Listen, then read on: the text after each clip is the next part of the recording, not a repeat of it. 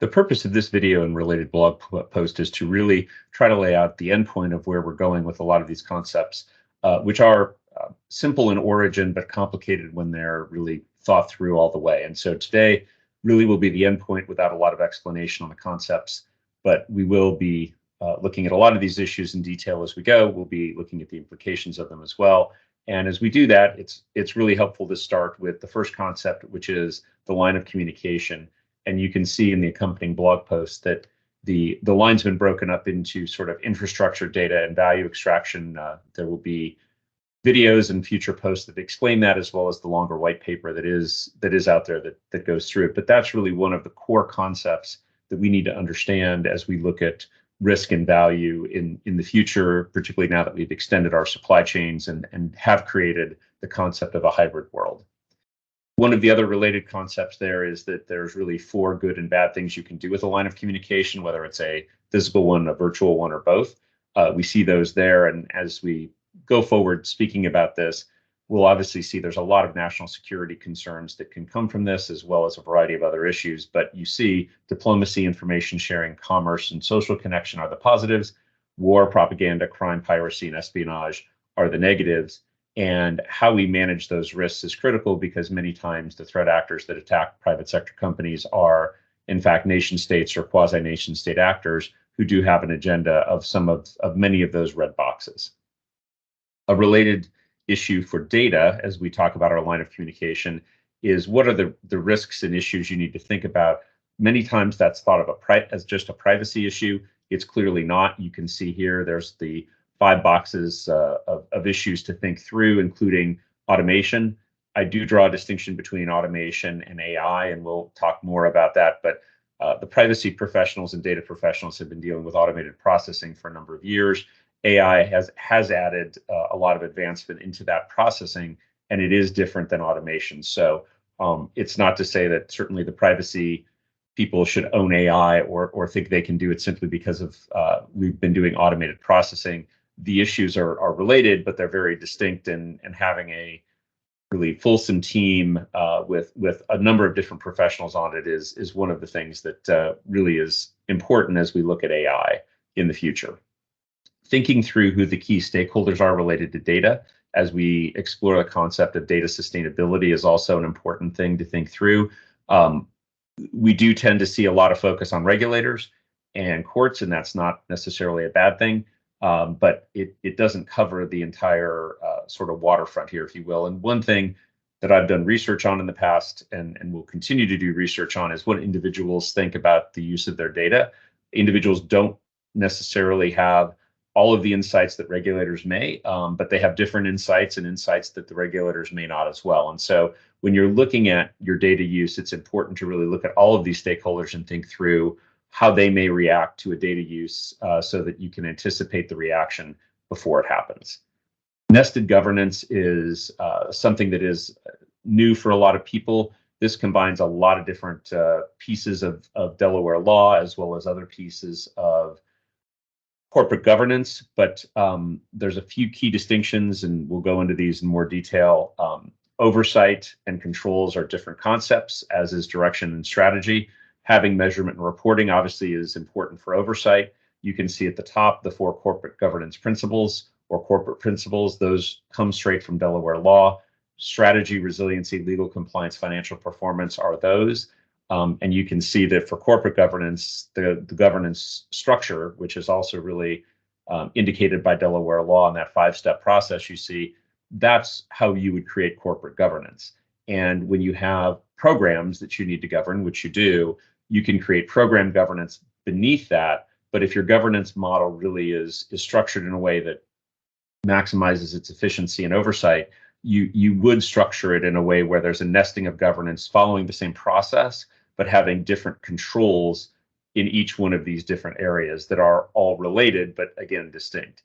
We'll spend a lot more time on that concept down the road and really hashing through it, but it is important to understand the difference between oversight and controls, as well as corporate governance and program governance, as well as these other different boxes.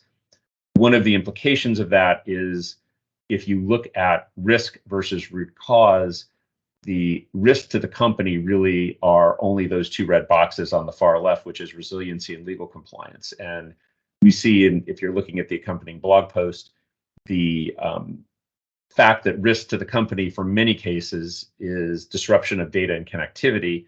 And as a result, we tend to look at cyber, natural disasters, even AI risk as a root cause. And then you can see a governance stack below that, as well as the concept of people, process, and technology around the controls. That's not to say any of this is not important. It all is important. But when you look at governance and you look at risk, if you're at the oversight level in particular of a company at the board level, you may not care as much about the root cause, you care about the risk. What's going to happen to the company? You do care about root cause, but the subject matter experts can't exclusively focus on root cause without looking at risk. And one of the reasons for that is you need to understand business processes and what the impact is, because there may be cyber issues that occur to a business process that isn't mission critical, and how you're going to govern that, how many resources you're going to put into that is different than if it is a mission critical issue. And if you just look at cyber as a risk, that distinction may not always be really, frankly, clear to the company or to the people overseeing or operating it. One other thing that I think is important as we talk about the role of law enforcement, which is important, is the concept of the root cause of the root cause. Law enforcement in most cases is not going to come in and disrupt the threat for you, particularly if they have just started building a case. And so when you look at the concept of root cause, which in this case, if you're looking at the photo or the graphic here, which is the root cause would be a cyber attack, the threat actor technically is the root cause of that root cause. And what happens to the threat actor, while relevant down the road, isn't necessarily helpful to the company in the moment when they're dealing with a disruption of data or connectivity due to a cyber event, with the accompanying ability to try to recover from that. So it's not that I'm saying law enforcement is unimportant. They're absolutely critical to the ecosystem, but companies have to understand that they really are acting and trying to deal with the root cause of the root cause. There are times where they can help a lot, but most of the time it's trying to take people off the table or trying to disrupt known threat patterns. But it takes law enforcement a while to get the evidence to do that, the data to do that. And so usually as that starts to happen, there can be changes in tactics. And so it is difficult at times, and it is important to engage with law enforcement, but understand what they're able to do for you and what they're not able to do.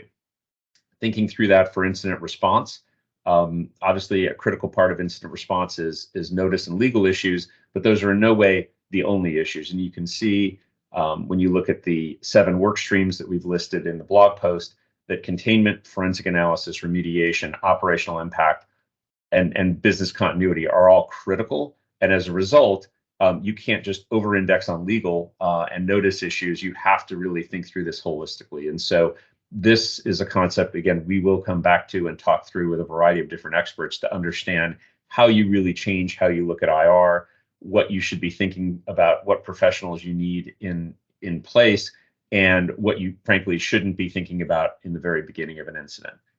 Finally, we get to one of the more critical graphics that we'll see, which is the 4 boxes that are color-coded. And so this is taking a lot of that direction strategy and oversight, those concepts, pulling it through risk tolerance and risk appetite, and trying to really illustrate that when companies do risk management well, and this is true for cyber and data and AI, but it's also true for really any risk, they want to stay out of that red box, because having low value processes that create high risk is just not really something that companies should seek out. You may very well want to do the yellow, right? High value, high risk. Certainly most people are going to do high value, low risk all the time. And low value, low risk really isn't probably something companies spend or should spend a lot of time on. But the concept here that we need to understand is avoiding the red box is critical, because you're simply creating a lot of risk for not a lot of reward. And that's not really what most companies want to do. This is intended to be an overview. There's obviously a lot I've written on this in the past, and you can certainly find those writings, but this will be kind of a central starting point for a lot of the videos, as well as the blog posts, to say, how do we build these concepts out? And then more importantly, how do you operationalize them in your company so that you can improve your risk posture, have a much better understanding of risk, risk appetite, risk tolerance, what oversight is, what core corporate governance principles are, and how to build these structures out. Thank you for your time and watching this video.